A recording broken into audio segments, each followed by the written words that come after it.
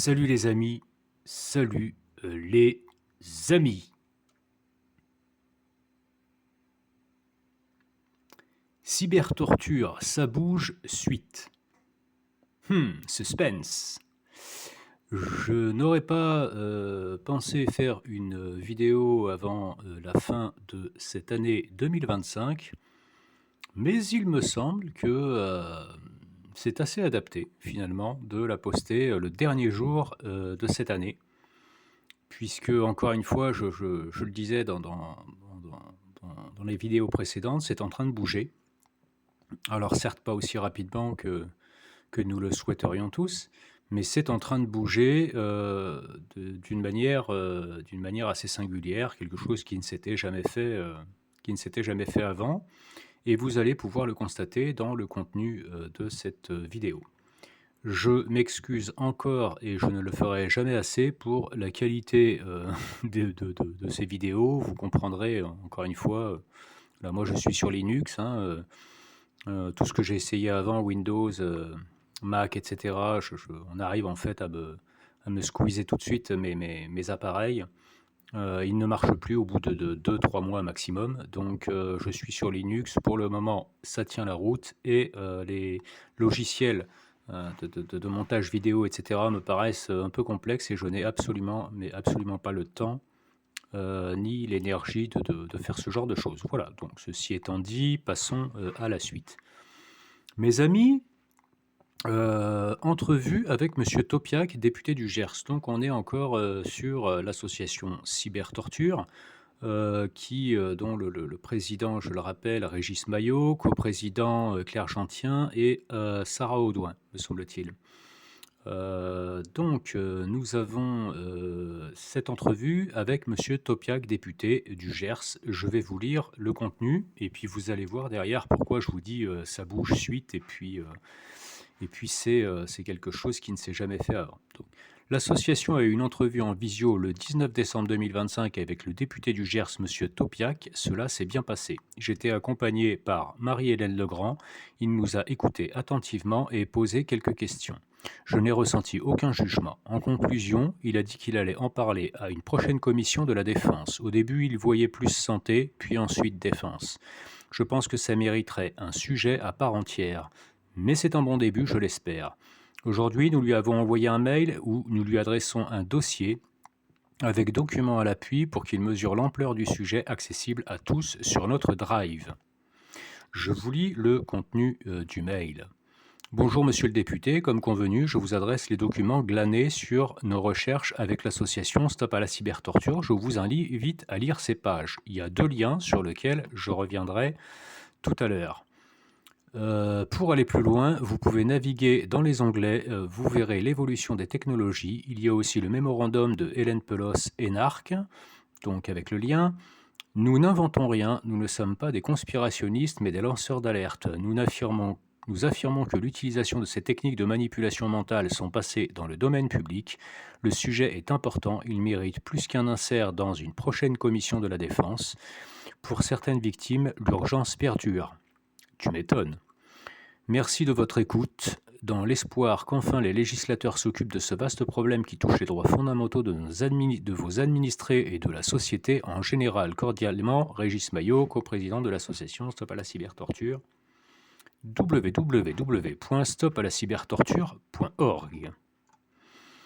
Alors, ce qui est intéressant, c'est si vous allez donc sur le site de l'association, vous pouvez tomber dessus par vous-même.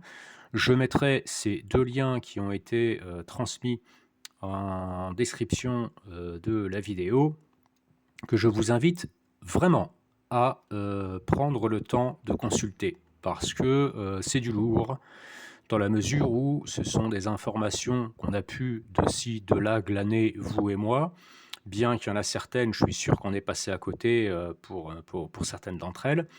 Et je n'avais jamais vu pour ma part un tel rassemblement d'informations qui étaient judicieuses et qui, au-delà de sensibiliser sur le phénomène, nous démontre clairement que ce phénomène existe et qu'il est d'une ampleur en fait qu'on a largement sous-estimé jusqu'à présent. Voilà. Donc, mais je vous invite à vraiment faire votre expérience par vous-même et à et à regarder en fait chacun de ces documents. Prenez le temps de le faire, vous allez voir, c'est vraiment du lourd. Donc, si on regarde en premier, document psychotronie, voilà, donc on a en effet le projet MK Ultra, on a. Alors, il y a tous les onglets hein, là qu'il y a sur le côté. Désolé si sur la vidéo c'est quelque chose qui ne se voit pas ou pas beaucoup. Le signal de Moscou 1953, son par l'effet frais, Long Range Acoustic Device, laser sonore, bioéthique Jonathan Moreno, les effets biologiques, l'Active Denial System, les effets sur les cellules humaines, le syndrome de la Havane, ça, voilà, l'incontournable syndrome de la Havane, loi Havana Act, la sonothermogénétique, ciblage des fonctions cérébrales, Cour européenne des droits de l'homme, mémorandum sur les armes sur des armes, donc le mémorandum rédigé par Hélène Pelos et Frédéric Morin, que j'invite chacun et chacune d'entre vous à également étudier. Brevet public sur les ondes, donc ça c'est l'association espagnole Vivatech, je crois, qui a référencé l'ensemble des brevets hein, liés à tout ce qui est ondes et puis tout ce que l'on peut faire avec et qui est nuisible au plus haut point. Et il y en a un bon package, même si je crois que c'est en anglais. Hein. Les rapports et les faits, donc je cliquerai sur 2-3 onglets hein, rapidement.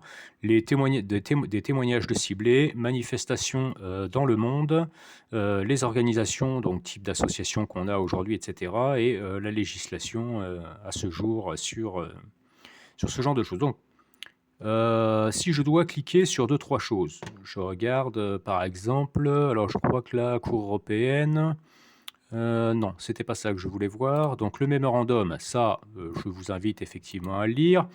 Les brevets publics, j'en ai parlé sur Vivatech. Rapport effet, donc voilà, comme je le disais, projet MK Ultra, arme sonique pour disperser une foule en Serbie. Chaque chose, chaque titre que je donne est documenté. Hein. Le syndrome de la Havane, encore une fois. Le rapporteur des Nations Unies sur la torture, Nils Melzer. Document PDF, Conseil des droits de l'homme, etc., etc. Cybertorture, page 20, article 71.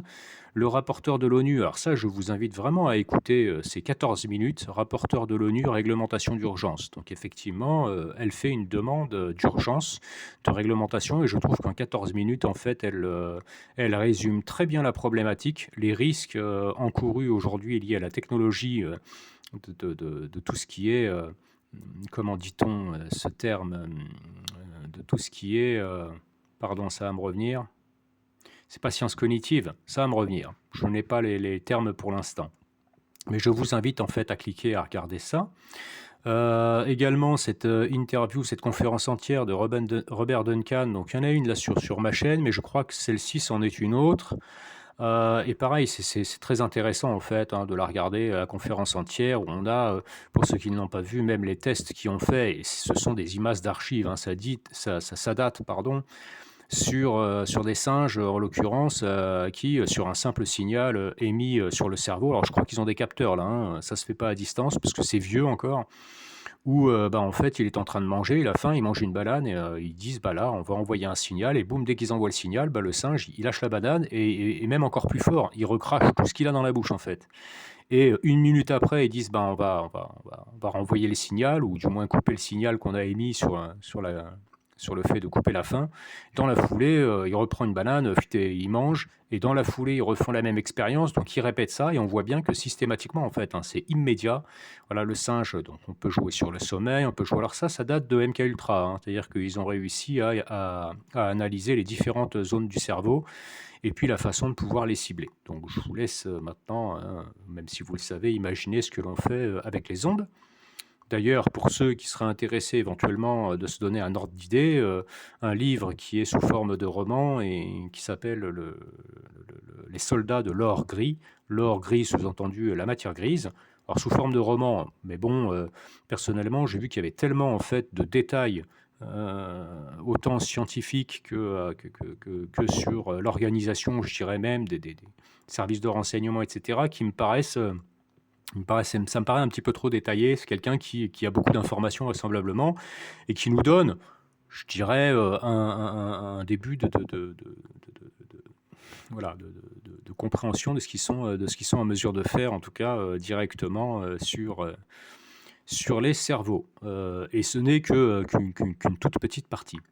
Donc, cette conférence de Robert Duncan, très intéressante.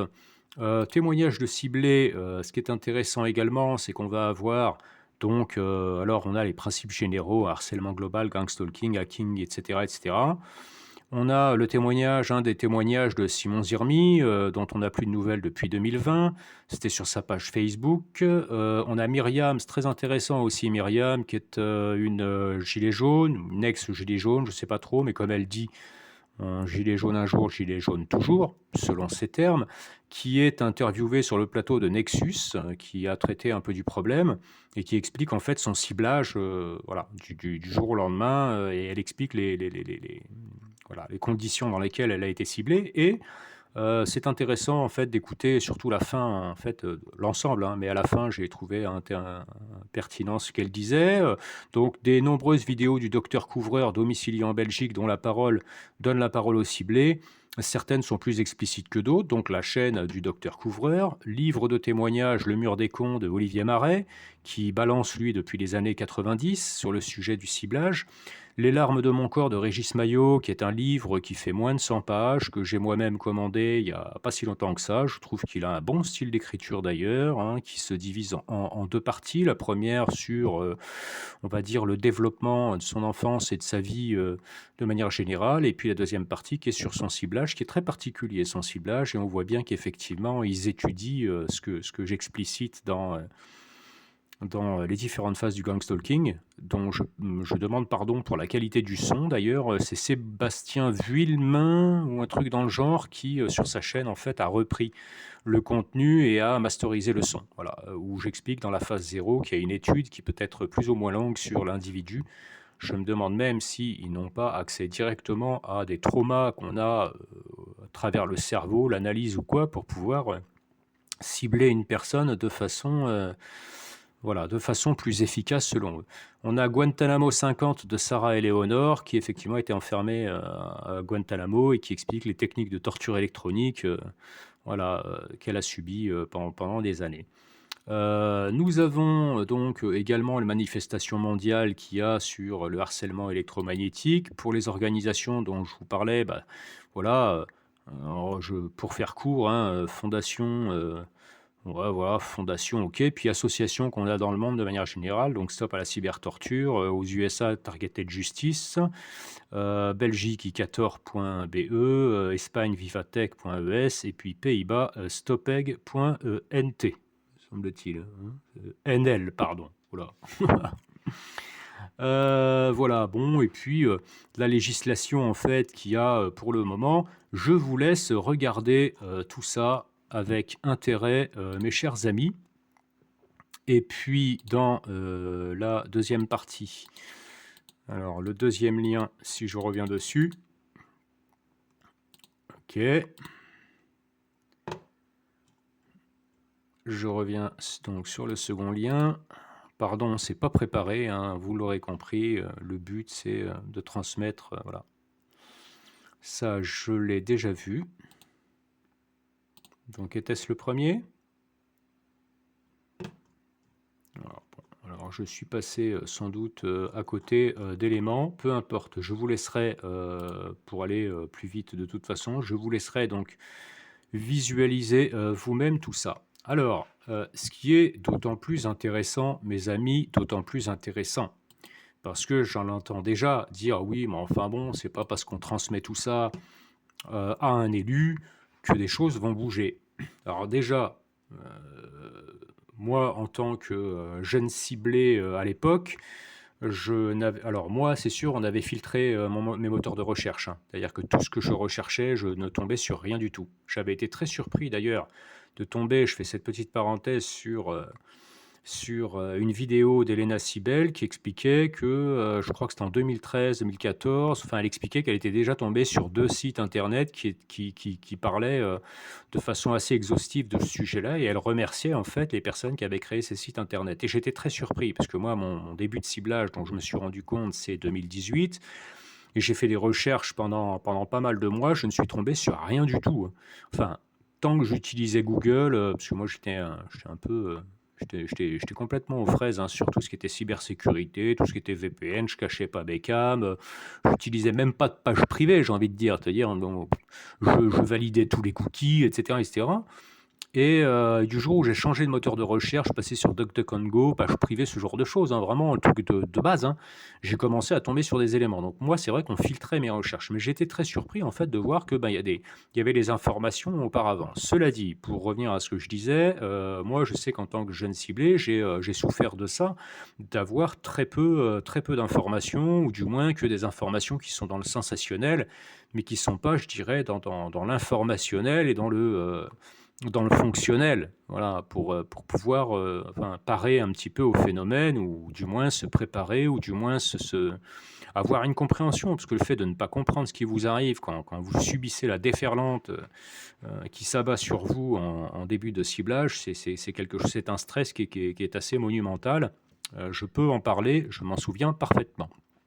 Et ce que je voulais dire, c'est que pour n'importe quel jeune ciblé aujourd'hui, de tomber sur cette concentration de ce que je viens de vous énumérer très rapidement, et que vous pouvez en fait, avec tout le temps dont vous disposez, jeter un œil et vous mettre à la place de n'importe quel politique qui est à minima, je veux dire, ne connaît pas le phénomène, et qui est de bonne volonté, parce qu'il y en a.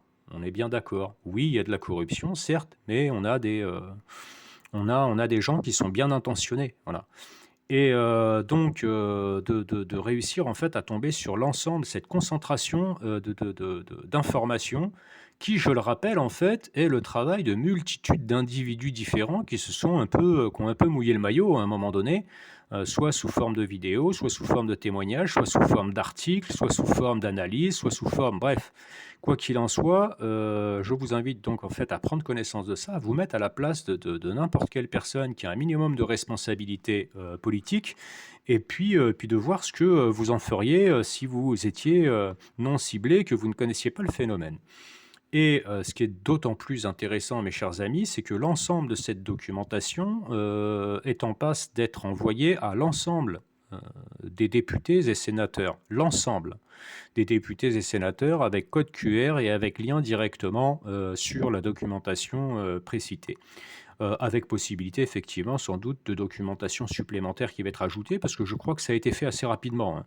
Voilà, ça a été fait un peu dans l'urgence, et je félicite Régis Maillot pour son travail, et pour ceux qui travaillent également dans l'ombre à ses côtés. Pour tous ceux qui participent à ça, je félicite véritablement, et puis je sens bien l'urgence qui est la sienne d'être dans le fonctionnel, quoi, hein, dans le travail qui est payant, pas dans la spéculation, pas dans de l'information pour rajouter de la salade dans le panier à salade, et puis ne rien en faire derrière. Voilà.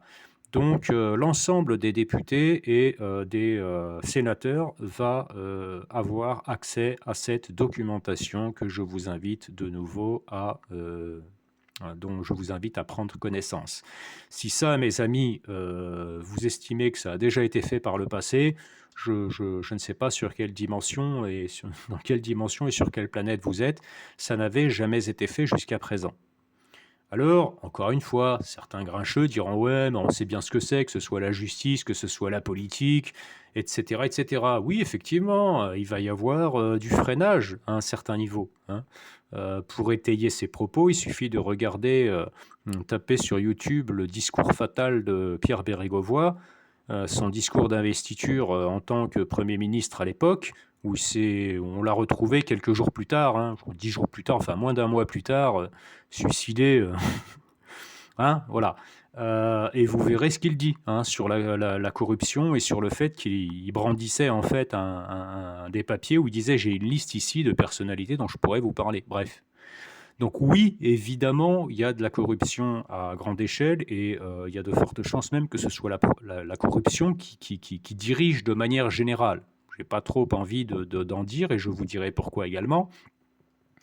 Mais il y a une multitude de gens qui sont au courant de ça, dans toutes les strates de la société, hein, qu'ils soient militaires, policiers, politiques, etc., mais qui peuvent pas, en fait, du jour au lendemain, eux, ils ont bien vu ce qui se passait, hein, pour ceux qui disaient directement, qui balançaient directement, mais qui sont en fait dans l'attente qu'il se passe quelque chose pour pouvoir, en fait, se mouiller directement. Donc il y a beaucoup de gens, en fait, et puis, comme je le disais il y a peu, c'est en train de bouger, tout est en train de bouger. Il y a une prise de conscience de manière générale que il y a des gens qui essayent de mettre à l'envers depuis déjà pas mal de temps ce qui est censé être à l'endroit et de nous faire croire en fait que ce qui est complètement ahurissant est la normalité. Voilà, hein.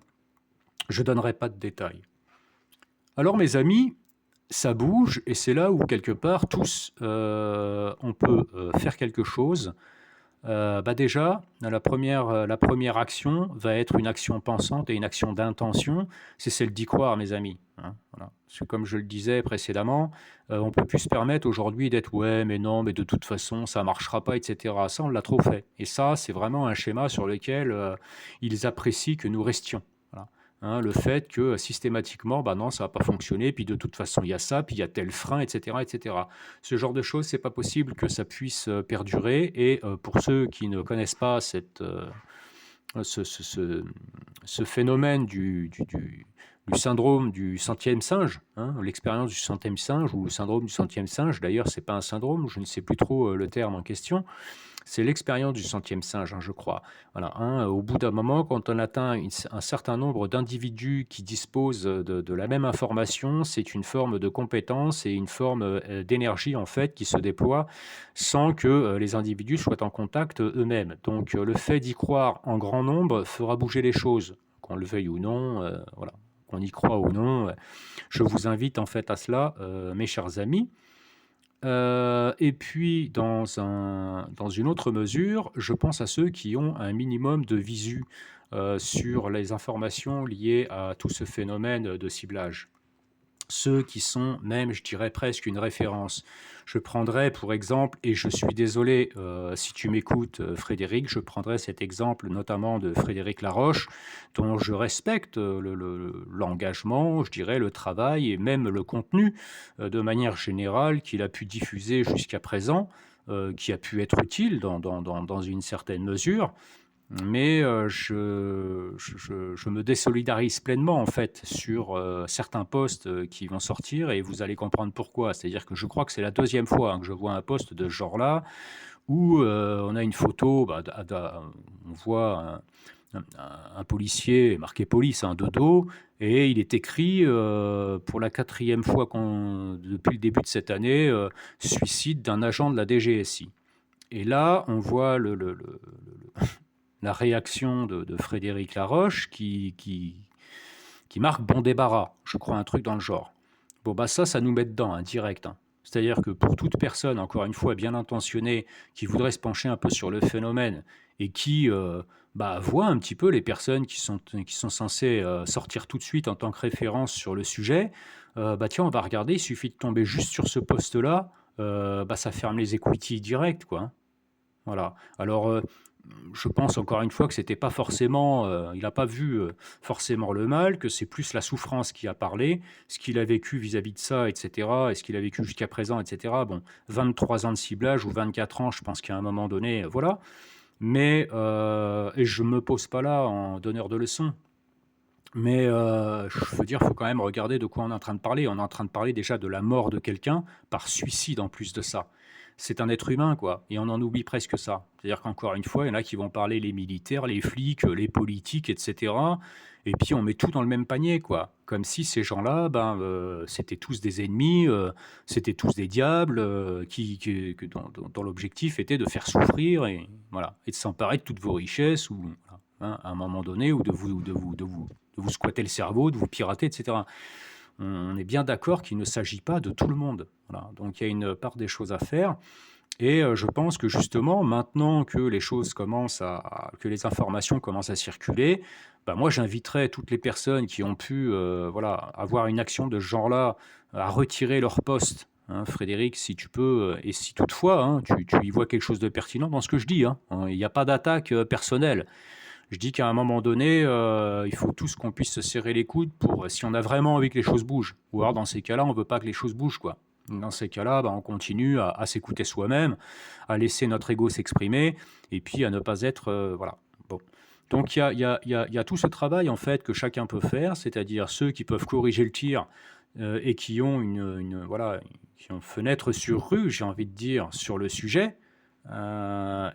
Frédéric, encore une fois, bah, je t'invite en fait à te retrouver dans le même état énergétique dans lequel tu étais lorsque tu as témoigné avec Anne Lallemand sur Reporter citoyen belge. J'ai été très touché de ce témoignage où tu étais tout amour, tu demandais pardon pour tout le mal que tu avais fait, que ce soit en parole, en pensée, en action, et que tu comprenais que à un niveau, je dirais, plus global et moins local, bah, que les choses étaient amour et que si on embrassait cette énergie, etc., etc. J'avais été très touché en fait parce que tu avais les termes, tu dégageais le truc, etc. Et je vois en fait quelques semaines plus tard ce poste dont je parle et qui effectivement fait tâche complet bah, voilà, vient entacher totalement en fait ton intervention précédente. J'éviterai de parler d'autres individus qui, pour moi, voilà, puisque le but c'est de rester positif sur cette vidéo. Mais voilà, des gens qui ont pu soi-disant être références sur le sujet, mais en fait qui n'ont jamais rien apporté du tout, hein, voilà. Donc j'éviterai de dire des noms ou autres, monsieur, voilà. Donc maintenant, encore une fois, les choses sont en train de bouger. Donc ceux qui peuvent aujourd'hui envoyer de la documentation qui leur paraît pertinente et qui n'est pas dans le listing qui a été transmis, puissent en fait le transmettre à Stop à la cybertorture. Vous allez sur le site, vous avez des adresses internet, ce que vous estimez tout à fait pertinent comme information, bah, allez-y, hein, envoyez. Hein. Encore une fois, moi, j'en appelle pas à, je suis pas là avec un drapeau en disant en avant, on va à la guerre, ou quoi que ce soit. Hein. C'est pas ça. Hein. Je dis juste que, à un moment donné, de toute façon, c'est un programme qui est voué à continuer. Hein. Quand on a sa carte de membre, ça ne s'arrête pas. Il suffit de regarder certaines informations, vous allez vous rendre compte que les ciblés en question, en fait, ça s'est jamais arrêté. Hein. Vous n'avez pas un seul témoignage, et à mon avis, si c'est le cas, ce sont des faux ciblés, qui vous disent que, si c'est le cas, je dis bien, qui vous disent qu'ils ont été ciblés pendant un temps, puis du jour au lendemain, ça s'est arrêté. Non, ça ne s'arrête pas. Ça ne s'arrête pas jusqu'à temps qu'ils arrivent à gain de cause. Ce qu'ils ont prévu, ils n'arrêteront pas. Ou s'ils se font arrêter eux-mêmes. Mais ils n'arrêteront pas. Voilà. Je prends pour exemple ce Tunisien, puisqu'on m'a laissé un commentaire sur lui en me disant oui, on n'a plus de nouvelles, etc. En fait, il a deux chaînes, individu ciblé par Gangstalking et individu ciblé par Gangstalking 2. Ce Tunisien qui a commencé à subir son ciblage depuis 2017 sous forme de gangstalking. Moi, ça a été en 2018 et j'ai trouvé ça intéressant parce qu'il a commencé à sentir les attaques électromagnétiques en août 2019, exactement en même temps que moi, août 2019. C'est pas la première fois que j'entends cette date. Bref, son mode de ciblage, à lui, il est violent. Hein. C'est-à-dire que c'est campagne de bruit de fou, des bruits de travaux en permanence partout où il va, 3 ou 4 adresses, à chaque fois il y a des travaux. Il a même été en Tunisie pendant 4 mois dans des hôtels complètement perdus en dehors des heures touristiques, en dehors des périodes touristiques. Et en fait, il avait des travaux qui commençaient, pim, pam, poum, voilà, en l'espace de 2 heures de temps, dès qu'il arrivait dans une piole, même en changeant d'hôtel à 300 mètres de là, etc. Et évidemment, attaque électromagnétique avec des maux de tête permanents, entre autres, hein, parce qu'il a des maux de ventre, il a le nez bouché, mais c'est surtout les maux de tête. Et effectivement, on voit bien hein, l'évolution avec les années, parce qu'il a fait souvent des vidéos, notamment on voit bien que si on doit prendre 2024, une fois par mois, il fait un petit combo de vidéos qu'il a fait dans le mois, où à chaque fois il est agressé, il se shoot au Doliprane. Et en fait, c'est des bruits de travaux quasiment permanents, ou des bruits, ça racle à la chaise la nuit, etc. Des bruits en permanence avec des maux de tête en permanence. Imaginez bien le truc, hein. Pendant des années, des années, des années. Ils savent qu'à un moment donné, ça va craquer. D'ailleurs, on n'arrivera pas à répondre à cette question. Comment se fait-il qu'on choisisse un programme comme celui-ci et comment se fait-il qu'ils acceptent en fait que ça dure des années et des années? À un moment donné, quand on veut éliminer un individu, on peut le faire beaucoup plus simplement et beaucoup plus rapidement. On n'est pas obligé de passer par ce type de... Encore une fois, posez-vous la question, même s'il ne faut pas se la poser longtemps parce que ça fait souffrir quand on n'a pas de réponse possible. Selon vous, ils n'ont pas un moyen de s'enrichir sur le phénomène pour que ça dure comme ça et pour que ça puisse perdurer? Ils n'ont pas les moyens d'éliminer des individus beaucoup plus rapidement et pas besoin de passer par des espèces d'eux avec des organisations, des logistiques en vous suivant de pays en pays. Enfin, chacun y trouvera ses réponses, expérimentations, ce que vous voulez. Mais bon, encore une fois, je pense qu'il y a, pour beaucoup d'entre nous, on est devenus des produits financiers sur lesquels il y a voilà. Je je je je ne continuerai pas là-dessus, mes amis, je n'ai rien préparé du tout, donc je passe un petit peu de ça à ça à ça, mais je reviens juste sur ça, sur la responsabilité qu'on a chacun maintenant par rapport à ce phénomène. Donc, si vous souhaitez ne rien faire du tout, ne faites rien. Vous pouvez juste vous unir en pensée sur le fait que maintenant c'est en train de bouger. C'est maintenant que ça commence, voilà, et c'est maintenant qu'il va se passer des choses. Croyez-moi bien qu'on est à l'ère de la justice, mes amis, même si c'est toujours plus long que qu'on ne le pense, voilà. Et puis si vous pouvez faire quelque chose, soit corriger le tir comme je le disais, soit, vous unir à, soit envoyer de la documentation, soit ben, faites-le, voilà. Faites-le mes amis puisque c'est maintenant et que toute action, je dirais même toute intention de manière générale sera bonne à prendre puisque c'est uniquement ça, hein, qui fera avancer le schmilblick et c'est pas en restant assis sur son canapé en disant: «Ouais, de toute façon ça changera jamais» que, les choses changeront un jour. Voilà mes amis. Vous pourrez appeler ça de la naïveté si vous voulez. Je crois que dans le monde dans lequel nous sommes, on se doit de l'être un minimum. Mes bons amis, je vais vous laisser là-dessus en vous souhaitant une excellente année 2026, autant que faire se peut, j'entends bien, hein, puisque des moments difficiles s'annoncent de toute façon, surtout avec le lot qui est le nôtre. Mais ma foi, je garde bon espoir, encore une fois, sur ce sujet, entre autres. Donc je vous souhaite, voilà, de terminer cette année, voilà, si vous ne faites pas de réveillon, faites pas de réveillon. Si vous en faites un, vous avez la force de le faire, ben, je vous souhaite un bon réveillon et je vous souhaite un très bon début d'année 2026 et voilà et le plus de bonnes choses, possibles pour vous, mes chers amis. Prenez soin de vous. À bientôt.